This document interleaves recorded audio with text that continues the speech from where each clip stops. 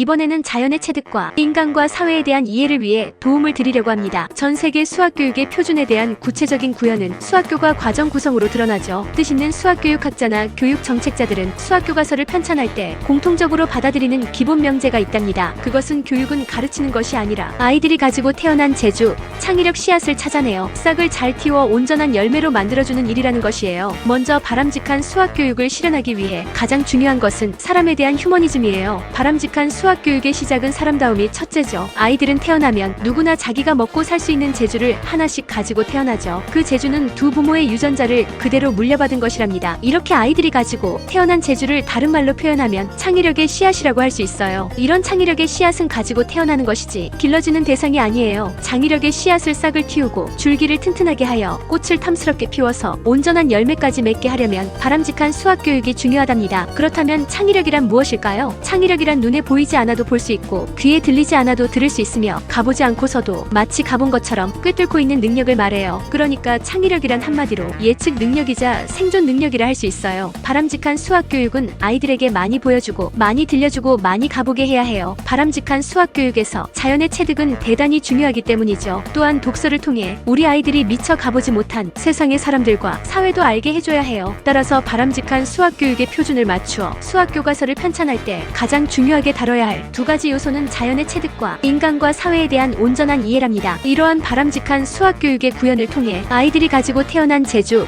창의적의 씨앗은 어떤 모양의 열매로 맺어지게 될까요? 바람직한 수학교육을 통해 국가적인 차원에서 얻고자 하는 목표는 나라의 미래를 보존하는 첨단 산업기술자의 양성이죠. 또 개인적인 차원에서는 바람직한 수학교육이 저마다 가지고 타고난 아이들의 재주에 걸맞는 직업을 미리 선택할 수 있게 해주어 미래의 직업 선택의 나침반의 역할이 되도록 할 수 있게 하죠. 그런 바람직한 수학교육을 수학교과서를 통해 수학에서 다룰 수 있는 영역을 충분히 잘 이해할 수 있어야 해요. 먼저 수학에서 다룰 수 있는 대상이 되려면 그 대상을 그림으로 그려낼 수 있어야 합니다. 또 그림으로 그려낼 수 있으려면 사전에 자연의 관찰을 통해 무늬를 찾아내야 하죠. 그 다음 무늬를 찾아냈으면 이번에는 무늬마다 숫자나 문자를 붙여 규칙을 찾아내야 하고 궁극적으로는 예측 프로그램을 만들어낼 수 있어야 한답니다. 그래서 바람직한 수학교육을 구현하기 위해 교과서를 구성할 때 4가지 영역은 반드시 포함되어야 해요. 바로 그림의 영역, 숫자와 문자의 영역, 규칙의 영역, 예측의 영역이 그것이죠. 그림의 영역은 도형, 패턴, 도량형 차원이에요. 또 숫자와 문자의 영역은 수와 연산, 그리고 식이죠. 그리고 규칙의 영역은 자연의 구조인 프랙털과 보이지 않는 힘과 법칙의 세계인 카오스의 세계예요. 마지막으로 예측의 영역은 확률에 기반이 된 경우의 수, 통계에 기반이 된 자료의 제시와 해석, 함수의 기본인 대응이랍니다. 그래서 초등학교 교과서의 내용을 구성하게 될 때 학년마다 12개 단원이 들어가야 해요. 도형, 패턴, 도량형, 차원, 수, 연산, 식, 프랙털, 카오스, 경우의 수, 자료 분석, 관계 등이 그것이죠. 매 단원마다 그 단원을 배우는 목적, 수학 이론이 만들어진 근거, 첨단 산업기술에 활용되는 구체적인 예가 반드시 포함되어야 하는 것이죠. 이런저런 이야기를 많이 했죠. 수학 교과서가 어떻게 구성이 됐고